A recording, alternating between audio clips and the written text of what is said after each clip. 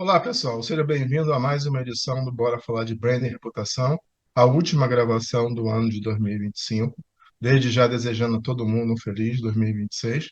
Nós teremos a oportunidade de conversar hoje com uma convidada muito especial, que é a Thaís Moraes, diretora de comunicação da Coca-Cola para o Brasil e todo o Cone Sul.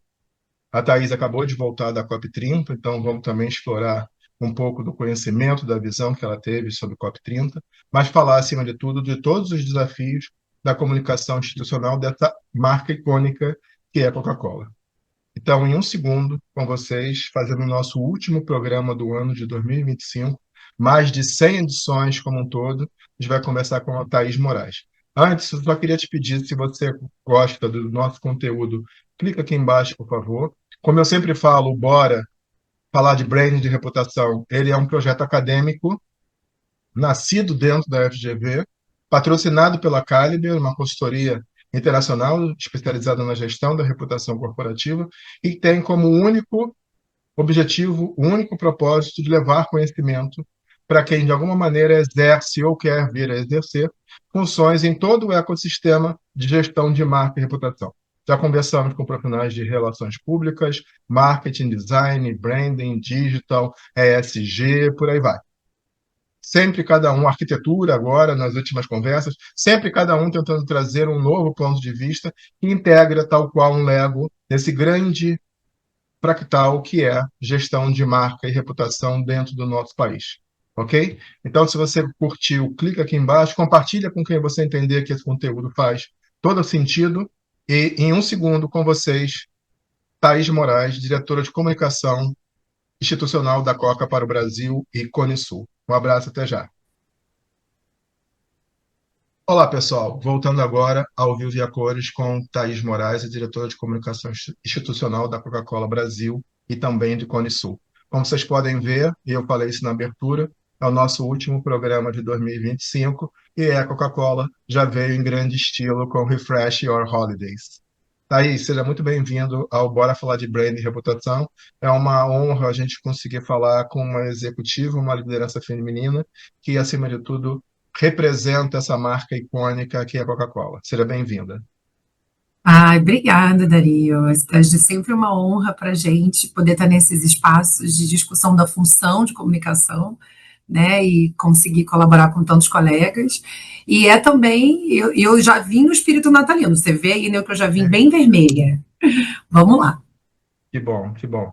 E isso fala muito, a gente estava conversando antes aqui, né? Isso fala muito sobre o vocabulário e as expressões visuais, todo o branding assets que Coca-Cola tem.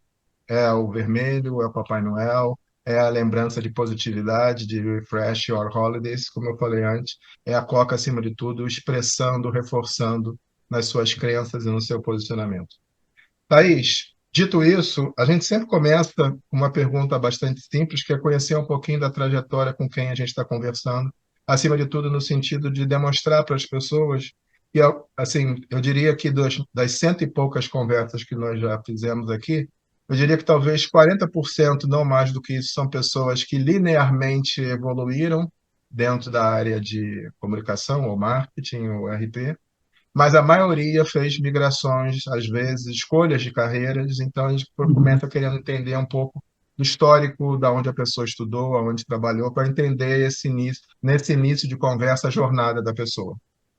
Claro, com certeza. Bom, vamos lá. Eu sou carioca, nasci no Rio de Janeiro na década de 80. Então, lá se vão aí 40 anos de vida, mais 20 deles, um pouquinho mais, dedicado à comunicação corporativa. Eu me formei em jornalismo na UERJ, na Universidade do Estado do Rio de Janeiro, e foi ali uma porta de entrada bem importante, porque quando eu fui fazer comunicação, quando eu quis fazer comunicação, o meu negócio era jornalismo, eu achei que era isso e tal, e aí muito, já durante a faculdade, eu fui entendendo que eu gostava de RP, eu gostava da cadeira de comunicação corporativa, eu gostava dos desafios empresariais na área, E aí eu já fui migrando a minha carreira nessa direção e estou aqui desde então. Fiquei 13 anos no segmento de embalagens, fazendo aí comunicação interna, externa, gestão de crise, eventos, responsabilidade social. Fiquei um tempão cuidando de responsabilidade social no segmento de embalagens. Aí passei pela Rexon, que era uma empresa inglesa de latas para bebidas. Depois vivi um processo de M&A nessa empresa. Ela foi adquirida por uma americana chamada Ball Corporation, que eu fiquei outros 7 anos da minha carreira. E aí essa companhia, a Ball fez uma diferença bastante grande na minha carreira, porque foi quando eu dei um salto para o papel executivo, né? Para essa cadeira um pouco mais generalista, de gestão, de liderança e etc. E ter vivido e colaborado para a liderança desse processo de aquisição global dessa marca no mundo fez com que eu tivesse um aprendizado muito importante, muito significativo. E aí acabei me tornando diretora de comunicação nesse período. E tem 2 anos e quase meio que eu vim para a Coca-Cola. Foi uma mudança de carreira bastante importante, porque eu sempre quis, desde que eu comecei a trabalhar com comunicação, migrar para uma marca de consumo. E dei a sorte de poder estar sentada numa das maiores marcas de consumo no mundo inteiro, e não deixa de ser o mesmo para o Brasil. Então, foi uma mudança planejada. Eu fiquei muito tempo em 2 empresas B2B, mas também de muito aprendizado, de uma operação maior, de indústria, etc. E agora poder estar aqui, colaborar aí com tantas marcas que são tão icônicas para os brasileiros, foi uma sorte muito grande. E aí, ao longo desse período, eu fui estudar de maneiras diferentes, né? Falei da minha formação na UES, depois disso eu fui fazer um MBA na UFRJ, em gestão e desenvolvimento de negócios. Me mudei, fui morar no Canadá há um ano, fui fazer uma especialização na Universidade de Alberta em gestão de recursos humanos. Muita gente me pergunta em que momento isso ocupou um lugar no meu aprendizado, mas foi bem importante para mim. Na época eu trabalhava muito com comunicação interna, e eu digo que ter feito essa especialização fora não ajudou só eu compreender, claro, o que vai por dentro da gestão de pessoas na organização, mas também foi de um risco, né? É uma coragem. Você precisa de uma coragem grande para se mudar sozinha, para adulto, largar seu emprego e estar fora, etc. E tal. Mas foi excepcional. E aí, por último, eu estava fazendo branding e marketing na FIA. É uma escola maravilhosa, aprendendo muito, mas não consegui terminar. Tive que priorizar, focar um pouco agora na carreira. Mas vai vir de novo, só Mas questão de tempo. voltará em breve. Aguarde, Fia, ela voltará em breve. Eu estava anotando aqui, às vezes eu fico de cabeça baixa que eu estou anotando. Então, primeiro, assim, estudamos na mesma faculdade, só que em épocas, lógico, distintas. Mas eu também sou UERJiano, estudei na UERJ, fiz Que outra delícia. coisa muito diferente, né? Eu digo que eu tenho uma carreira que eu fiz, como é que eu posso dizer, escolhas, eu fiz ciências contábeis, então sempre tive um lado analítico, mas no meio da faculdade eu já sabia que não era isso que eu queria fazer, aí eu fui para marketing, tenho 2 MBAs em marketing, e depois especialização e tudo. Então, assim, temos já um ponto de contato, aliás, dois, né? Um, a pessoa, a nossa amiga em comum, que é a Tatiana Fitch, que eu mando um abraço. Outro é o Erge. Achei bem interessante essa sua jornada que começa com B2B e vai para o B2C, né? E para quem está nos assistindo, acompanhando aqui a conversa, são dois lados da mesma moeda. Ah, mas é muito diferente. É diferente, mas acima de tudo a centralidade. O olhar, ele tem similaridade. O que Sim. muda talvez seja o tamanho do esforço ou a natureza do esforço. Para organizações, eu vou ter que fazer de uma maneira que é diferente de um público geral, mas metodologicamente falando, a gente parte do mesmo ponto que, acima de tudo, são os conceitos centrais de marketing, comunicação, como a gente quiser. Muito interessante isso, e principalmente também o seu processo, tanto de aprendizado durante o MBA que você falou, como também do exterior. Vamos entrar agora no belo universo Coca-Cola. Queria entender um pouquinho como é que gerenciar a comunicação dessa marca nesses 2 anos e meio, porque todas as conversas que eu já tive também, né, ao longo de consultoria e de alunos da FGV e tudo, você tem sempre um grande guideline global, né? Uhum. Não pode existir desalinhamentos entre as comunicações, afinal de contas, é uma coca só ao longo do mundo, mas cada país, e nós não somos um país, nós somos um continente, precisa também respeitar as nossas especificidades.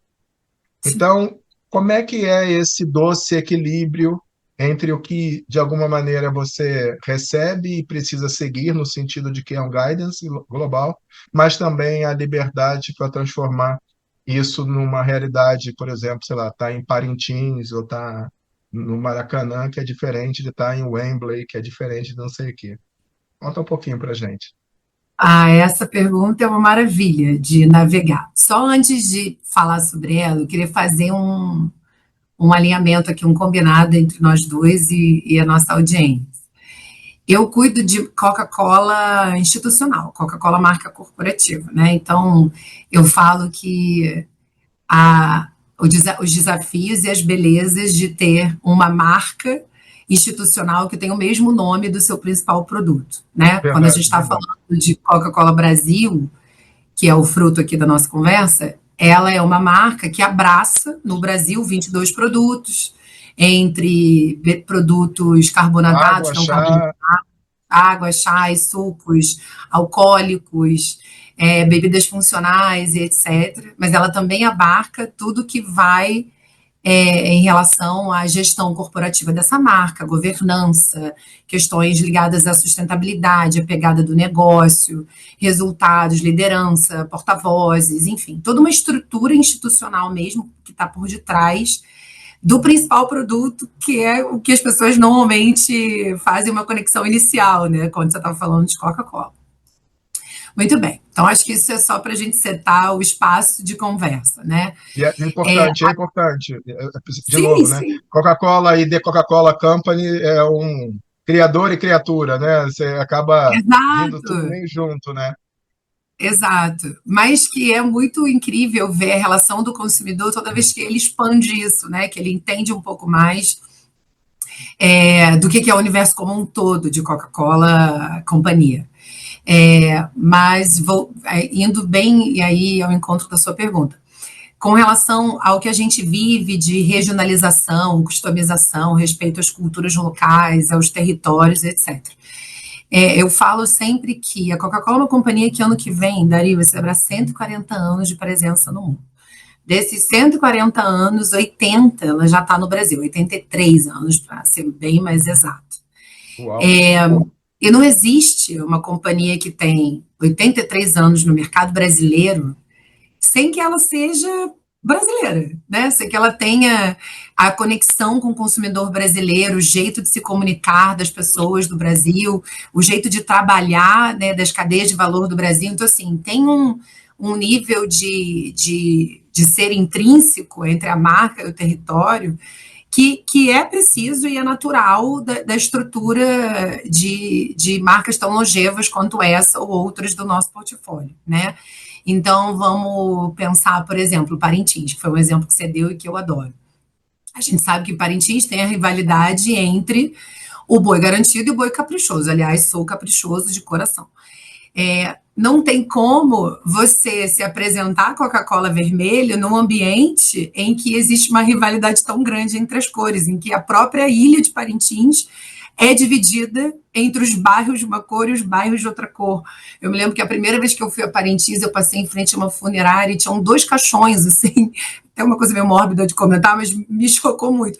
Um caixão azul e um caixão vermelho. Então, assim, se uma cidade e um grupo, uma população negocia tanto com uma cor, a ponto daquilo definir a maneira como ela vai ser, sei lá, enterrada no pós-vida dela, você não tem como descer um modelo em que um único modelo cabe a todos, né? Se você quer se comunicar, se quer se conectar, né, com as pessoas daquele território, você realmente precisa achar os lugares de adaptação e de regionalização.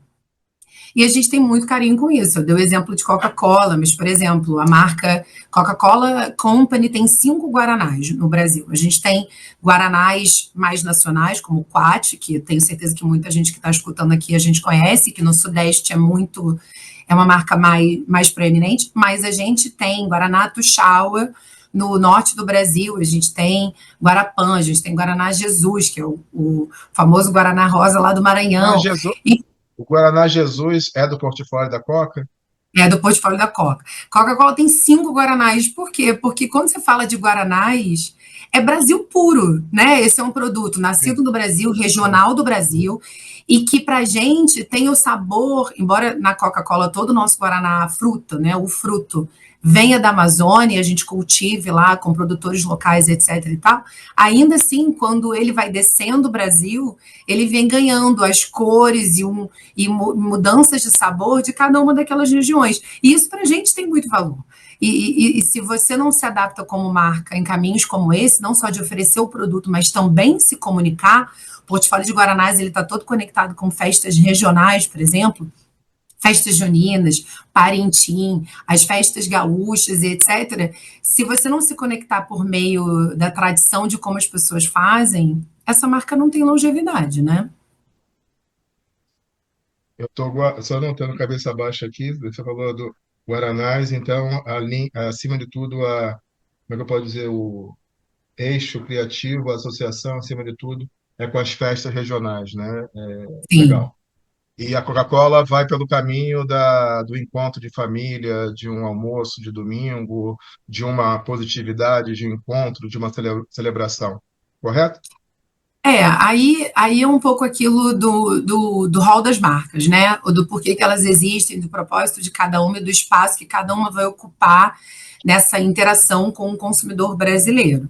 Como eu falei, a gente tem uma série de produtos no Brasil, né?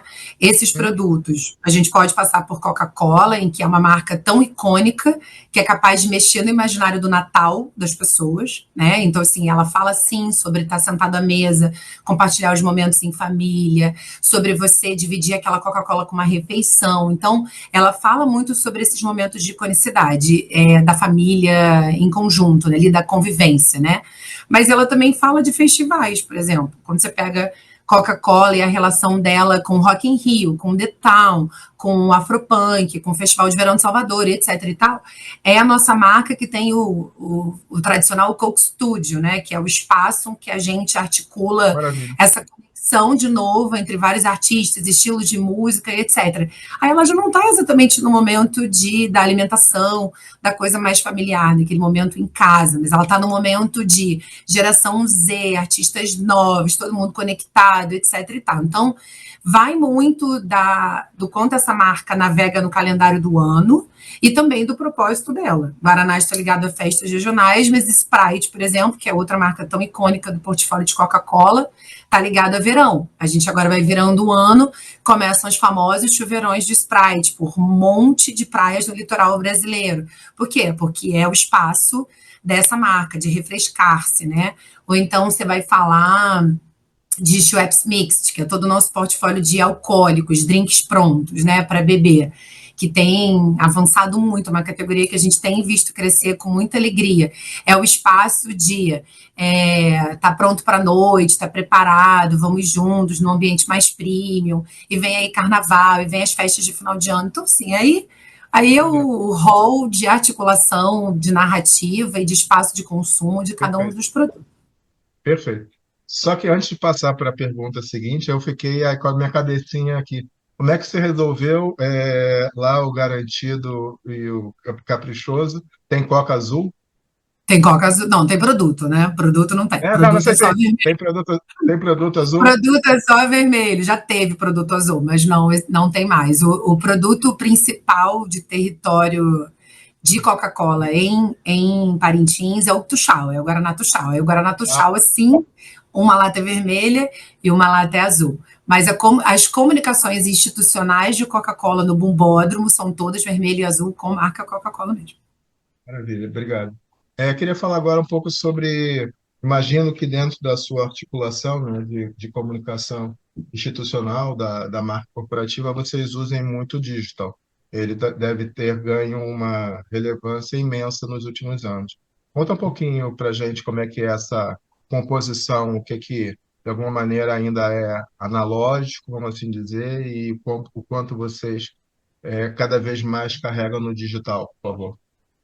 Aham. Eu acho que essa é uma evolução natural de todas as marcas, né? Assim, não tem muito espaço hoje para você não articular uma marca nesse ambiente digital, né? Meio físico, meio digital ali. Perfeito. Coca adota uma estratégia omnicanais, então ela está presente numa variedade de canais para se relacionar com esse consumidor, muito fortemente nasce no físico, no lugar de experiências, então é uma marca, é uma companhia que seus produtos e a comunicação de suas marcas tem caminhado muito para experiências, né? Para o quanto esse consumidor, como a gente pensa espaços onde esse consumidor pode criar uma conexão, além do só do momento de compra, com aquela marca. Então, a parte física, vamos dizer assim, ela tem uma relação bastante conectada com a criação de experiências. E o digital, ele vai por muitos caminhos, assim. Tanto a gente tem a adoção de novas tecnologias, então eu estou aqui com esse fundo de Natal, né?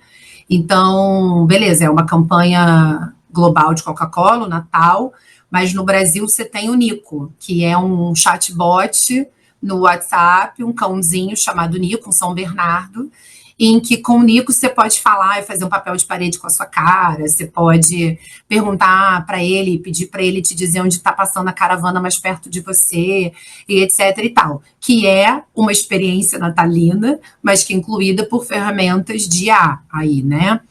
No ano passado, por exemplo, a campanha de Natal também tinha um Papai Noel que você falava com ele por meio de inteligência artificial e ele te respondia. Aquilo foi tipo visto por muitos pais do mundo, eu sou uma delas, uma salvação para as crianças criarem aquela interação e ser uma interação quase que real. Então, assim, tem um caminho de adoção de novas tecnologias para a comunicação de marca que estão agora, que são agora não, né? Vamos dizer que a gente está nessa trajetória há uns bons 10 anos, super penetradas na maneira como o consumidor pode elaborar ainda mais essas experiências. Então, isso é um processo bem recorrente para a gente e para os marqueteiros dessa companhia. É claro que isso é uma parte da pata de relação desse consumidor, né? Ele também vai ter uma relação com esse produto, que é física na loja, que é o momento do ponto de venda, em que ele vai ter ali promoções, etc., mas que também vai passar pelo relacionamento em marketplaces da vida, em promoções que são coordenadas de maneira mais generalizada com parceiros e etc. Então, assim, é bem essa estratégia de omnicanal, mas que garanta no final do dia a mesma coisa, que é quase como a teoria do engajamento com o consumidor, né? Que é com que ele tenha tantos pontos de contato com essa marca e isso mexa com a emoção dele, né? Em tantos momentos, ou com que ele valoriza em tantos momentos, que se é físico ou é digital, se é experiência, qual é o canal, no final do dia, é sobre estar com esse consumidor próximo, né? Bela, bela resposta. Eu queria mudar um pouquinho e falar agora de uma campanha que eu vi recentemente, que é feita com todo o Brasil, né? Ah, Que, acima de tudo, vocês deram passe, deram visibilidade a toda a cadeia produtiva da Coca-Cola no Brasil. Acho que isso, acima de tudo, é um belo gesto de reafirmar propósito, de sim. reafirmar um papel histórico que a Coca sempre teve de estar perto das ONGs de reciclagem e de ONGs de formação de jovens e tudo. Então, eu acho que é uma bela campanha, eu queria puxar disso. Como é que você entende que essa estratégia do Feito com Todo o Brasil ajuda na percepção e na construção de reputação da marca? Bom, primeiro que assim, eu tenho um carinho enorme por essa campanha, porque ela foi feita aqui, né, no institucional. Ela é uma campanha em essência de narrativa de marca corporativa e não produto. Então, eu tenho uma relação com ela muito íntima, com essa campanha, feita com todo o Brasil. Segundo que, sim, a gente estava começando na nossa conversa a falar disso, né, sobre essa marca ter mais de 83 anos de presença no Brasil, É uma marca que só existe porque, isso é um dado de uma pesquisa que a gente fez esse ano, Coca-Cola tem mais de 570 mil pessoas conectadas numa cadeia de valor na qual a gente está inserido, que começa no campo, com a produção de guaranás, de laranja, de limão e etc e tal, erva mate, e vai até o pequeno varejo, né? Assim, a gente sabe que 60% hoje do nosso portfólio de mercado, ele é composto pelo pequeno varejo, pelos pequenos mercadinhos, mercearias e lojinhas que comercializam o nosso produto, e estão aí mais de 1 milhão de pontos de venda se conectando com a população de todo o Brasil. Quando você coloca isso em perspectiva, é em essência brasileiro, sabe? É feita com todo o Brasil. São 570 mil pessoas conectadas nisso. Então, é sobre seu Moisés, que era um dos personagens da nossa campanha, um agricultor de erva mate no sul do Brasil. Ela passa pelo Marcos, que é um funcionário, um empregado do sistema Coca-Cola, da Coca-Cola FENS em São Paulo, que fez toda a sua carreira ali, começou como um estagiário e hoje é gerente de canais, e ela vai até a Dona Antônia, que é uma comerciante em Fortaleza, na verdade Fortaleza não, perto de Fortaleza, no Ceará, que super vitoriosa, que começou com uma mercearia pequenininha e hoje tem um mercado. Então, assim, ela é uma cadeia que é feita com esse brasileiro, o que ele valoriza, o que ele gosta, o perrengue que ele passa, o dorme cedo e acorda tarde, que é uma coisa que fala no filme da campanha, né? Então, assim, quando a gente criou Feita com Todo o Brasil, ela nasce nesse carinho, nessa prerrogativa de que essa marca ela só existe no Brasil porque ela é feita com os brasileiros, senão ela realmente não existiria. E aí, quando a gente olha isso e o alcance dessa campanha, né, eu gosto muito dela, porque é isso. No final do dia, ela fala sobre as várias patas que uma companhia tem para conseguir fazer, para conseguir criar esses pontos de conexão. Então, sim, é sobre você oferecer um produto de qualidade na mesa do consumidor brasileiro, que ele gosta, que ele valoriza, que ele gosta de tomar com a família dele, tarará, mas é também sobre você ter responsabilidade com a sua comunidade, você ter projetos de impacto social e ambiental, é sobre você ter responsabilidade na cadeia, garantir emprego e renda e uma remuneração adequada para tantas pessoas. Então, é sobre uma responsabilidade que é muito maior do que chegar na mesa do Dario e botar ali, sei lá, qual é o seu produto favorito de Coca-Cola, Dario? Qual é o seu produto favorito? Eu vou precisar me declarar. Tem uma música bem antiga do Lulu Santos que ele diz que se ele Ah, pudesse tinha uma geladeira de Coca-Cola na sala, né? Acho que se eu pudesse eu teria uma geladeira de Coca-Cola na sala, assim, eu adoro Coca-Cola. Eu adoro, então, adoro, adoro. para ter uma Coca-Cola na sua mesa, no meu caso é Ice Tea de limão, que é o produto da Leão, Mas que é também a mate, também mate, mate Coca-Cola. também. Como uma Mate. boa carioca, eu amo mate. Então, É. assim, é sobre isso no final do dia. A campanha ela foi construída com esse espírito para começar uma outra conversa com o consumidor brasileiro. Ora, quem é essa marca em outros lugares com a qual eu me relaciono todos os dias, né? E foi assim que nasceu Feita com Todo o Brasil. Então a gente tem um orgulho gigantesco dessa campanha. Então, para você que está nos acompanhando, se você perdeu, eu brinco às vezes, se você foi abduzido aí por alguma conversa lateral enquanto você está escutando, ou alguma coisa aconteceu, volta aí 5 minutos e ouve, por favor, a resposta, a bela resposta que a Thaís deu para a pergunta que eu fiz sobre a campanha, a recente campanha feita com todo o Brasil. Porque eu acho que ela dá a dimensão quando ela fala de 83 anos, e principalmente quando ela fala que dialoga, né, que a cadeia produtiva, desculpa, a cadeia produtiva abarca mais de 570 mil pessoas.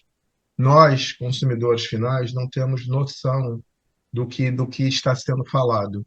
E você tem ali por trás pequenos produtores, como ela disse, pessoas que às vezes têm uma vida toda dedicada a uma coisa só, por exemplo, a erva mate, que pode ter sido danificada por conta da inundação do Rio Grande do Sul, estou pensando alto aqui, por exemplo, ou outro pode ter sido impactado pela mudança climática e a sua fruta, a laranja, só um exemplo também, né, por favor, pode ter sido impactado. Então, assim, é uma responsabilidade como ela falou, eu estou só iluminando o que ela falou, é uma responsabilidade muito grande e que acaba com uma feliz construção na campanha de tentar dar visibilidade, dar força, acima de tudo, a isso. Então, se você perdeu, volta um pouquinho, escuta, porque eu acho que isso diz muito, né? E vale também como reflexão para você, assim, será que as crenças da sua organização, elas estão conseguindo ser tangibilizadas ao final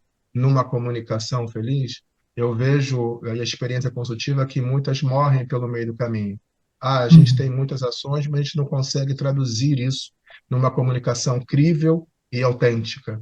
Então, faz sentido você olhar a campanha que foi feita, faz sentido você juntar isso com a resposta da Thaís e você vai ter aí um belo caminho de aprendizado. Bem bacana, Thaís. Obrigada, Darima. Deixa eu comentar uma coisa em cima dessa sua fala, que foi muito especial.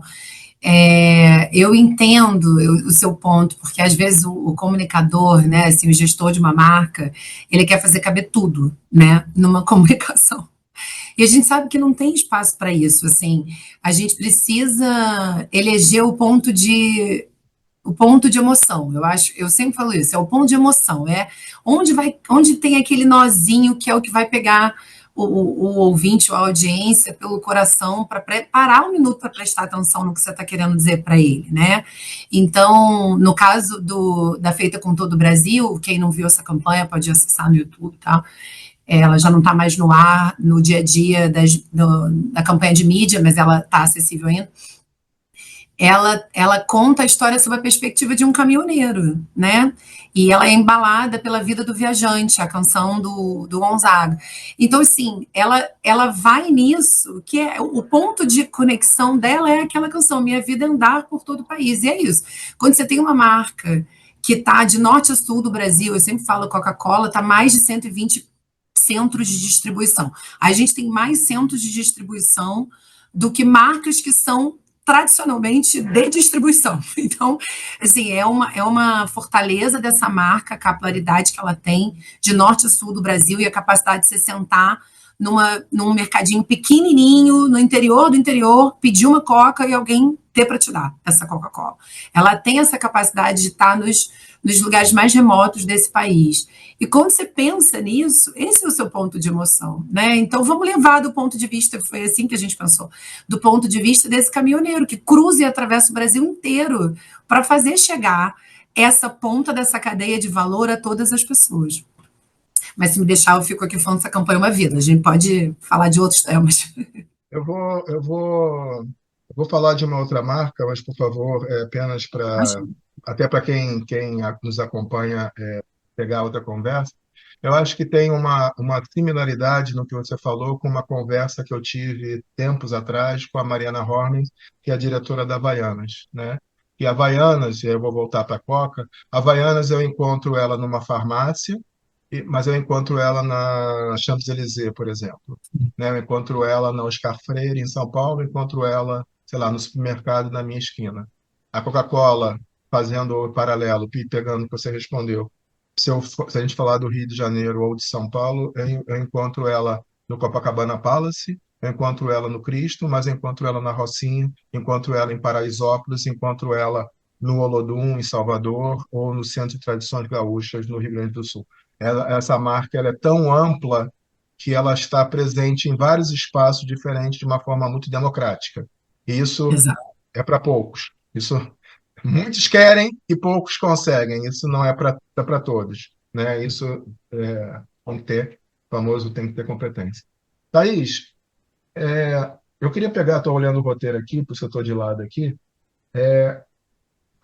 Assim, eu tenho uma.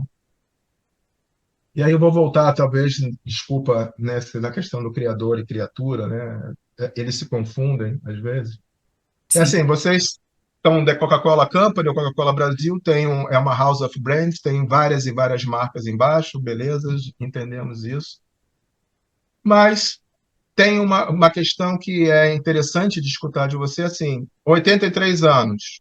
Aí a gente poderia colocar numa marca longeva, ou se a gente fosse personificar, numa senhora.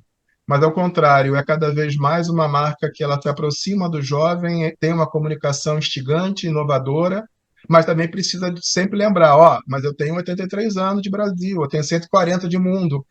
Então tem de novo, uma expressão que eu usei, um doce equilíbrio nisso. Eu sou Sim. jovem, estou no Rock in Rio ou sei lá em outro, mas eu também tenho essa fundação conceitual de ter 140 anos, não é nem 83, 140 anos. Como é que isso se junta no final das contas? Como é que é o Ah, match? Essa é a é uma pergunta. beleza, né? É uma beleza, é a magia aí de profissionais de marketing tão competentes que tem nessa organização mundo afora. Assim, eu acho que é uma dicotomia interessante, tá? Por muitos aspectos. Primeiro que é um pouco aquilo que a gente já falou, dos territórios de cada marca e como que cada uma se comunica com os seus consumidores mais recorrentes, vamos dizer assim, né? Ou o que você quer chamar mais atenção para o atributo de cada marca. Por outro lado, passa por o que você estava falando agora, sobre uma marca tão democrática, né? Se ela é uma marca tão democrática, da mesma maneira como ela está no Copacabana Palace e em comunidades, da mesma maneira ela está sendo consumida pela minha mãe, que gosta de Coca-Cola, e eu consumo, as minhas primas mais jovens consomem, e etc e tal, porque está se conectando com elas. Então, a Coca tem um propósito como companhia, e estou falando acima da House of Brands, vamos dizer assim. Tem um propósito que é refrescar o mundo e fazer a diferença. Quando você cria um propósito que é tão perene quanto esse, ou seja, o que significa refrescar o mundo? Eu vou oferecer produtos de qualidade e que se conecte com esse consumidor e que vai estar com ele na hora que ele precisar se refrescar, se ele gosta de correr e tomar um Powerade, ou se ele vai para a balada e no dia seguinte ele quer tomar uma coquinha bem gelada, ou se ele acordou e foi para a praia e para não levar uma garrafa de vinho, ele já vai levar um drink pronto dele, porque ele gosta de um drinkzinho na praia e não quer tomar cerveja. Enfim, ela tem o propósito de estar onde a sua sede está e o que você desejaria para aquele momento como consumidor. Da mesma maneira, ela tem um propósito de fazer a diferença, ou seja, que é mostrar para esse mercado, os mercados onde ela opera, não mostrar, fazer nos mercados onde ela opera, garantir que a gente vai ter um impacto positivo, responsável e ético o suficiente para que as pessoas continuem confiando e dando credibilidade a essa marca. E aí, quando eu falo sobre negociar com as gerações mais diferentes, vai ser sobre pegar se conectar com o consumidor, fazer a diferença e ter certeza de que você está levando ele a fio. Ou seja, é sobre você pegar uma marca como Coca-Cola, produto, por exemplo. Esse ano, Coca-Cola fez uma campanha gigantesca sobre Star Wars, tá? Que fala com uma geração que é a minha geração, talvez, a galera que curtia Star Wars jovem, assistia, acompanhava a franquia e etc e tal, mas ela também vai falar sobre Coca-Cola Nomes, que é a campanha que botou o nome de tantas pessoas na latinha, como já tinha feito lá em 2012. Quando Ah, você fica... peraí. Desculpa, Fala. vai aí um protesto, tá? Nunca tive uma latinha com meu nome. Nossa, daí eu vou te dizer a quantidade de gente que faz esse protesto. Eu Fica acho muito aqui, incrível. fica Mas aqui meu hoje, protesto. eu vou te dizer assim, nessas horas de trabalhar com a marca, os nossos WhatsApps ficam pirados, porque a galera fica, cadê a minha latinha? Eu falo, gente, eu recebo assim, da minha mãe aos meus sobrinhos, eles falam, eu não achei, entendeu? E assim vai. Mas, enfim, quando você pensa esses passion points, né, que vão se comunicar com gerações diferentes, você vai encontrar um lugar de conexão com esse consumidor de várias idades, se você mantiver a qualidade desse produto. Então, no final do dia, é sobre isso. Coca-Cola é uma das maiores patrocinadoras da Conmebol e é uma grande patrocinadora da FIFA. No que vem aí a Copa do Mundo, né? A gente aqui em casa já está vivendo isso intensamente. Quando você fala disso, ora, o futebol pode ser uma paixão do Dario, como pode ser a paixão do filho do Dario, entendeu? Porque ele é uma paixão que atravessa gerações. Então, é sobre, de fato, escolher esses passion points que vão se conectar com as variadas gerações, mas não perder a essência de um produto que tem qualidade e de uma responsabilidade ética, de governança, etc., dessa marca, que precisa garantir confiança ao longo do tempo. Eu diria isso, ninguém sobrevive 140 anos ou 83 anos de Brasil sem que seja uma marca absolutamente respeitável, né? Com reputação, com confiança, com credibilidade. Se você não cuidar disso aqui, você não resolve mais nada, entendeu? Então, assim, eu falei um monte de coisas, mas para dizer 3 coisas. Eu acho que é sobre qualidade de produto, e não importa se é jovem ou novo, é sobre reputabilidade, ou seja, garantia de credibilidade dessa marca, e é sobre, no final do dia, você achar os passion points de gerações diferentes. Bem dito, bem dito. Tá falado, né? Eu vou voltar na questão, você falou agora de reputabilidade. Estou olhando aqui de novo a cola, né? A gente vive um momento de muitas incertezas, de fake news, de desinformação. Acaba que, às vezes, a comunicação ou o marketing podem ter pensado da forma mais estruturada e possível e crível possível, mas você é afetado, às vezes, por questões fora do seu contexto, vamos dizer, primário, né? Do onde você... Como é que, de alguma maneira, vocês tentam articular essas dimensões para mitigar potenciais riscos à reputação da Copa? Eu acho que você tocou num ponto de muita dor das grandes marcas atuais, assim. Eu diria que, primeiro, não, vamos começar diferente. Eu diria que sim, gestão de crise e gestão e correção de informação errada é um, uma dor do século atual. Assim, eu acho que nenhum comunicador que se preze consegue hoje pisar numa marca que tenha uma relevância ou que seja tão comentada, tão presente na vida das pessoas. Hoje em dia, na real, não precisa nem disso, né? Pode ser uma marca desconhecida, de repente ela se torna muito conhecida pelos fatores errados. Mas, enfim, se você não tiver ou não desenvolver as habilidades de gerenciar uma crise ou uma informação equivocada, ou uma fake news, né?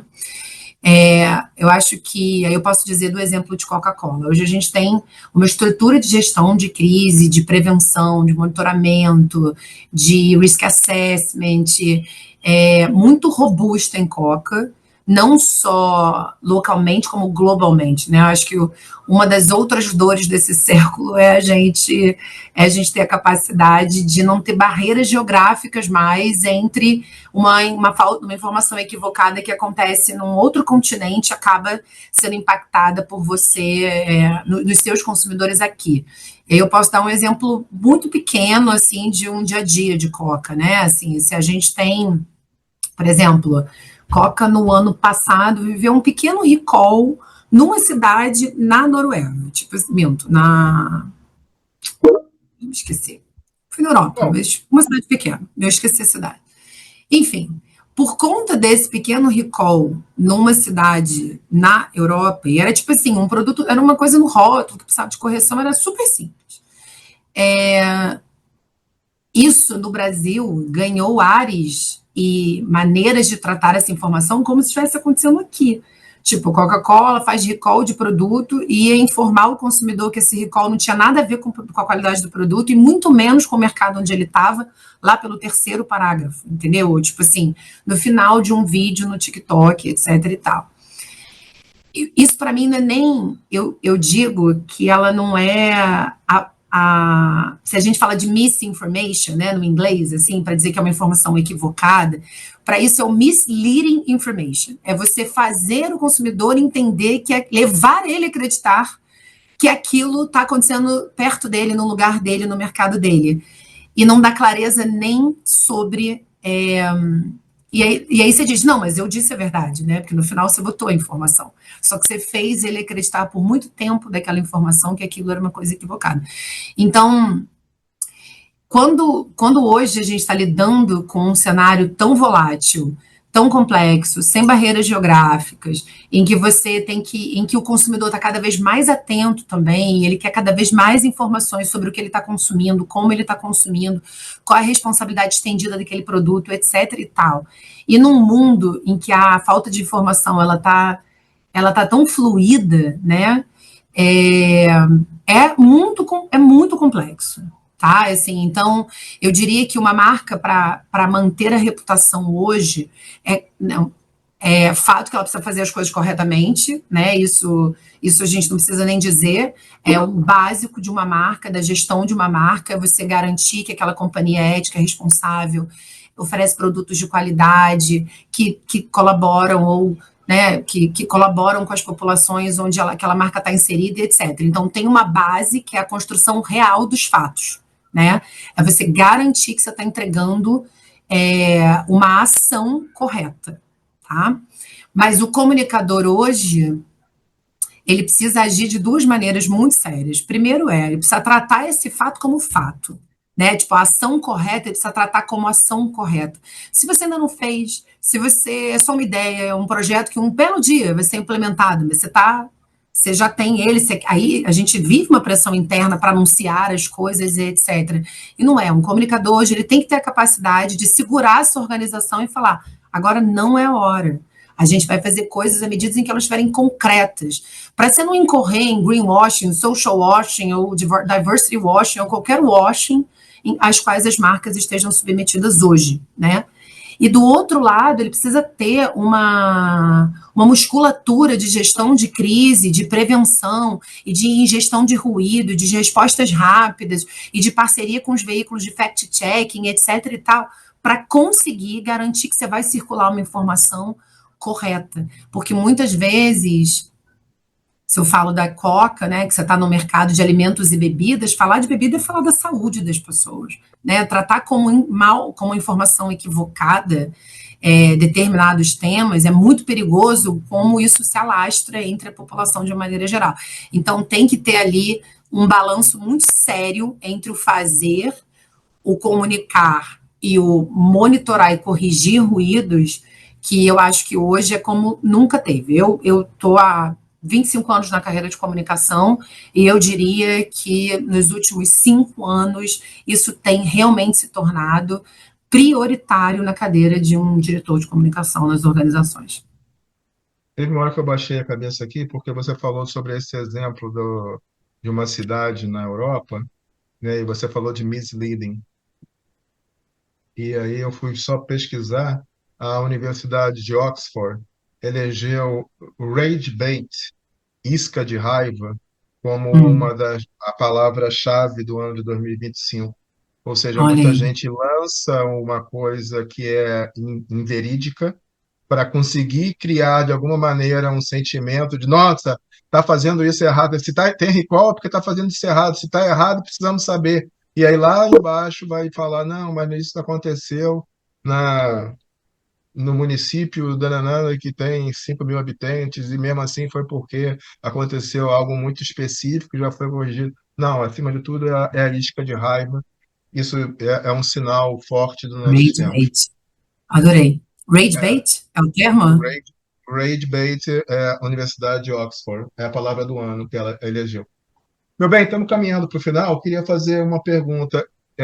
Vamos exercer bolinha de cristal, futurologia? Nesse momento, vamos aqui fazer as nossas previsões, já que é a última conversa do ano. Me diz 2 ou 3 tendências que você acha que estão vindo aí, que podem, não sei se é redefinir, ampliar, modificar, né, os nossos desafios de comunicação e marketing. O que você vê aí como uma tendência emergente, para o bem e para o mal? Agora a gente tem que perguntar isso também, né, porque pode ser mais rage bait do que coisas boas, mas o que você diria para a gente aí, usando da sua bolinha de cristal? 3 coisas, né? Acho que 2 a gente encostou nelas, uma eu estou falando agora. Acho que uma das bolas de cristal é a gestão da informação, fake news, a capacidade de navegar num ambiente absolutamente incerto de produção de muito conteúdo errado, equivocado e proposital. Então, eu acho que isso veio para ficar. Eu não vejo nesses ambientes tão polarizados, tão com barreiras geográficas cada vez mais tênues, com países com consumidores que navegam tanto o mundo, né, e têm acesso a tantas informações cruzadas e etc. e a aceleração dessa digitalização do mundo, né? Assim, um cenário em que a gente vá conseguir tratar a gestão da informação de uma maneira simples. Acho improvável. Eu diria que é top one na lista, no to-do de qualquer comunicador. Assim. Não tem o que fazer. Gestão da informação preparem-se, tenham as ferramentas, tenham os robôs, tenham, sabe, assim, os especialistas, as pessoas, a IA disponível. Assim, a gente sabe que, para o bem ou para o mal, a digitalização ela faz muitas coisas boas pelas marcas e ela ajuda esse lugar do entendimento, da pesquisa e da indicação de ação que eu acho que são fundamentais. Acho que a segunda coisa é sobre experiências. A gente falou disso um pouquinho. Aí já pensando numa coisa mais consumidor, consumer, já olhando esse consumidor que se relaciona com as marcas. Assim, hoje, de novo, né, o mundo é tão volumoso de dados, de informação, que para você ter um segundo de atenção desse consumidor de informação, vamos dizer assim, ou consumidor das marcas, ou etc e tal, você precisa achar os pontos de paixão, né? Os passion points e as oportunidades de experiência, cada vez mais colocando uma sensação perto dessa pessoa que você vai conseguir os 5 minutos de atenção dela. Esses dias eu estava num evento, aí uma jornalista levantou a mão e ela falou assim, eu recebo 200 releases por dia, ela deu esse número, assim. Aí ela, para trabalhar, ela falou, como é que vocês fazem dentro de casa para tomar a decisão do que vai adiante e o que não vai adiante? Né? E aí, quando você pensa numa house of brands que nem a Coca-Cola, que você tem 5 marcas fazendo campanha ao mesmo tempo, né? Assim, disputando a atenção, às vezes, do mesmo consumidor, né? Então, assim, escolher, afunilar, priorizar, achar as oportunidades de paixão, achar os momentos de experiência, são muitas vezes a solução para você conseguir encontrar aqueles 5 minutos de atenção que você precisa e não se perder no volume, né? Acho que meu segundo ponto é esse. E o meu terceiro ponto, eu acho que é sobre conexão territorial, assim, eu acho isso cada vez mais relevante. Eu estava falando esses dias no evento de COP30, né? Eu tive COP30, foi uma oportunidade incrível. Eu nunca tinha estado numa COP em toda a minha vida, foi uma oportunidade incrível para mim. E durante a COP, para quem é do mercado e acompanhou muito, a gente viveu uma certa disputa ali entre essa comunicação sudestina e essa comunicação do norte do país, vamos dizer assim, né? Muitas vezes de brincadeira, meio jocosa, aquela coisa que vai pro lado do entretenimento, é o açaí com açúcar, é o açaí natural, assim, a gente viu de tudo isso, mas também, né, com uma crítica genuína ali, né, de tipo, fale o que você sabe, né, o que você não sabe, você não se propõe a falar. Então, eu acho que isso, para os comunicadores atuais, é absolutamente essencial. Não existe você querer comunicar um território de fora dele, né? Isso, assim, a gente precisa entender que você comunica com o território de dentro dele, com as pessoas dele, com o que essas pessoas sabem, o que elas acreditam, com as tradições delas, etc e tal. E aí, é claro, você vai aportar outros conhecimentos para que, de uma maneira geral, isso vire uma coisa produtiva e muitas vezes até mercadológica, se esse é o seu objetivo final, etc e tal. Mas essa coisa do território, ela está muito forte e a gente precisa entender e respeitar os espaços, né, para construir marca e construir conexão. Então, acho que é isso. Acho que esses são os meus 3 futurologia, que eu acho que nem é futurologia, tá, Dani? Eu acho que é presentia. Como você falaria? Atualidade, não sei. Eu acho que é o hoje mesmo. Tem que resolver agora, que senão daqui a pouquíssimo tempo a gente não dá mais conta. Você falou da conexão territorial, você usou a expressão sudestina com a visão do norte e tudo, porque senão você sempre vai ser um estrangeiro, né? É como se você fosse um correspondente estrangeiro falando sobre o carnaval carioca, né? E É isso. aí você pega pontos, às vezes que nunca ninguém nem pensou, puxa, as pessoas, sei lá, se maqueiam e estão na rua às 7 horas da manhã tomando cerveja, mas porque você não está inserido na cultura daquele lugar. Você sempre vai ser o Exato. estrangeiro, né? Então faz muito sentido. Meu bem, para terminar, o que que você então, assim, a gente está falando para uma audiência que prioritariamente são pessoas entre 25 e 35 anos, ou seja, que já terminaram a sua universidade, estão fazendo ou farão brevemente, ou estão terminando um MBA, e acima de tudo estão num momento em que ou querem dar gás na carreira atual, ou querem fazer o que eu falei lá no iniciozinho, uma mudança de carreira para, puxa, a Thaís de alguma maneira me brilha os olhos pensar que eu posso ser uma Thaís no futuro e quero circular. Que duas sugestões você daria para alguém que está no começo ou no meio de carreira? Assim, eu sempre, só para abrir a cabeça, eu sempre falo que o melhor de mim, por exemplo, é a curiosidade. O que me trouxe até aqui foi sempre a curiosidade, né? Eu sou aquela pessoa que numa livraria ou numa coisa de aeroporto lê sobre turismo, sobre moda, sobre revista em quadrinho, sobre livros de negócio, porque de fontes diferentes, vê uma exposição aleatória aqui, um filme diferente ali, porque às vezes isso tudo monta, de alguma maneira, né, as sinapses vão fazer acontecer depois. Então, partindo disso, que duas sugestões você daria para uma pessoa nessa faixa etária, nesse momento de carreira? É, nossa, não pensei, mas posso pensar agora. Acho que a primeira é empatia, tá? Acho que o mundo sem empatia hoje não tem mais jeito, assim, não, não... E quando eu digo empatia, é o que está intrínseco na empatia, tá? Então, é escuta ativa, não julgamento, é se colocar no lugar do outro, é não assumir a primeira resposta como uma verdade absoluta, é sobre ser empático com as pessoas, com o entorno, num contexto. Acho que assim, um profissional de comunicação, de marketing, etc., ele tem que entender que a função dele é comunicar.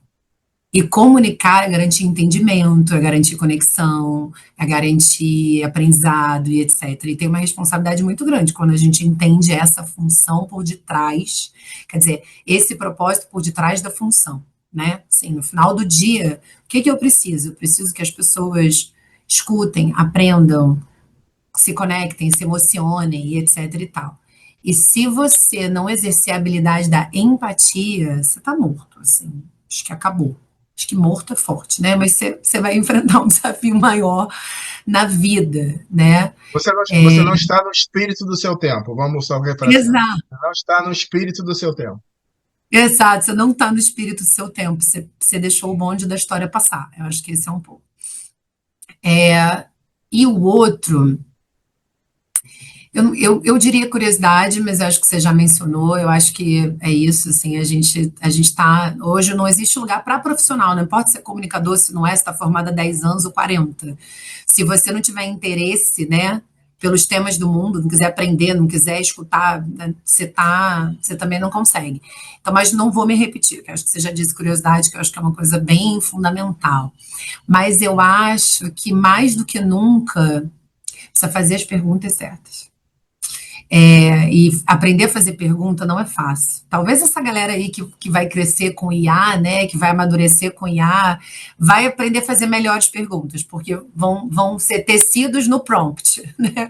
Mas assim, é, eu acho que um profissional que vai amadurecendo nessa carreira, ele precisa fazer as perguntas certas. Isso vai garantir a ele uma caminhada ética, que eu acho que é um outro critério super sério para um profissional comunicador, é ele ter certeza de que ele está caminhando a carreira dele num espaço da ética. Eu sempre falo isso, eu não negocio com a minha ética. As organizações vêm, as organizações vão, a ética é minha como profissional e eu não negocio com ela. Mas eu acho que quando você aprende a fazer as perguntas certas, primeiro você tem um resultado melhor no final, depois você se coloca em situações de mais aprendizado, e depois você vai garantir um pensamento de risco, um risk assessment ali, um entendimento do modus operandi do negócio ou das coisas que você quer alcançar de uma maneira mais efetiva. Eu acho que é isso. Eu acho que é empatia e saber fazer as perguntas certas. Uau, uau. Não sai daí não, tá? Thaís, eu queria te agradecer. Eu acho que é uma oportunidade rara, única. Eu acho que, acima de tudo, é o, é o presente de Natal que o Bora Falar de Branding e Reputação podia falar. E, acima de tudo, falar com uma liderança feminina que tem uma responsabilidade, uma visão, desculpa, uma visão muito integral, integral no sentido de holística, sistêmica, uma visão integral do que é a responsabilidade da sua função e do que é a responsabilidade social da sua organização. Queria te agradecer bastante. Queria saber se você quer falar alguma coisa para a gente fechar o programa. Ah, eu que quero agradecer, foi ótimo. Eu adoro falar sobre comunicação. Podem me convidar sempre. Para mim é uma honra poder dividir com os colegas. Acho que a gente só aprende mesmo. Me convidem quando precisarem e quando quiserem. E Feliz Natal, né, gente? Porque assim, vamos falar sério, esse ano já deu, né? Chega, ninguém aguenta mais. Vamos Verdade, encerrar. verdade, verdade. Vamos combinar, ó, fim de jogo, fim de jogo. É Não sai daí isso, fim não, de jogo.